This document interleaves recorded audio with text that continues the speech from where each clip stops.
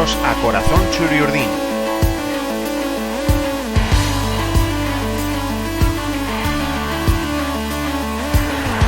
El podcast en el que escucharéis historias sobre la historia de la Real Sociedad.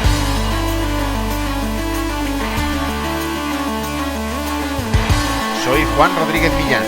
Arrancamos.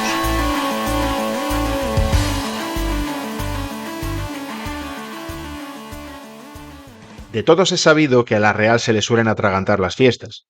Llegar a 1000 partidos y los 1500 goles en primera división era algo magnífico para un club como el Churiurdin, que durante años fue conocido como el equipo ascensor por sus continuos descensos a segunda y posteriores regresos a la máxima categoría del fútbol español. Ese partido, el número 1000, no llegó por esa razón hasta la temporada 1979-80, la de la imbatibilidad, y llegó además cuando el equipo de Alberto Ormaechea, ese que aún no conocía la derrota, era líder de primera, aunque con los mismos 21 puntos que tenía el Real Madrid. El partido servía para cerrar el año 1979, se jugaba el 30 de diciembre y en Atocha, ante un rival además propicio, un Burgos que la campaña anterior había sido goleado por 4-0 y que llegaba a Donostia desde puestos de descenso y siendo el peor equipo a domicilio de la competición. Los 6 partidos que había jugado lejos del plantío se contaban por derrota. La Real, además, recuperaba su once de gala, tras superar Zamora y Gajate algunas molestias que les habían mermado en jornadas anteriores. El Burgos llegaba ya con su segundo entrenador de la temporada. Fernández Seguí había sustituido a García Atray. Hemos ensayado una serie de jugadas para ver si nos salen en Atocha, y hemos prestado especial atención a los tiros, decía el técnico a su llegada a Donostia, incluso teniendo alguna duda en su once inicial. Y efectivamente, el conjunto burgalés sorprendió a la Real, aunque seguramente no de la manera que su entrenador había imaginado. Estaba sobre aviso el conjunto de Ormaechea, puesto que en su anterior comparecencia en Atocha, otro equipo de la zona baja de la tabla, el Hércules, había logrado sacar un punto, y por eso los realistas salieron a jugar decididos, sin importarles el encharcado estado del césped de Atocha por la lluvia incesante. No se habían cumplido ni los 10 primeros minutos de juego, cuando una gran combinación entre Idígoras y Alonso continuó con la asistencia de este a un Satrústegui que se internó en el área y superó la salida de Gorospe con un buen disparo raso. La cosa pintaba bien. Pero el Burgos, seguramente ante la sorpresa de la parroquia realista, reaccionó bien después de abortar algunas ocasiones bastante claras de la Real, incluso un cabezazo al travesaño de Satrus y alguna otra parada del portero donostiarra del Burgos, que invitaban a pensar más en el 2-0 que en el empate a 1. Antes de la media hora, lo que sucedió fue ese 1-1. El Burgos lo logró a balón parado, tras cortar Gajate con la mano un buen pase de Vitoria a Simic que buscaba el interior del área. El propio Vitoria se encargó del lanzamiento, raso, y Arconada, aunque llegó a alcanzar el balón, no pudo bloquearlo y se coló en su portería. El empate con el que se llegó al descanso no fue justo, pero ahí campeaba en el marcador de Atocha. La Real, nuevamente consciente de que había que solventar el partido cuanto antes, salió en el segundo tiempo con un ánimo muy parecido al de la primera parte, y apenas habían transcurrido 5 minutos de juego cuando volvió a ponerse en ventaja. Diego envió el balón al segundo palo, donde lo esperaba Satrústegui, quien consiguió meter el pie entre el barullo defensivo que se montó y subir así el 2-1 al marcador. Ha sido muy fácil, me lo ha dado Zamora a 1 metro de la raya y no he tenido más que empujarlo, explicó el delantero realista tras el encuentro.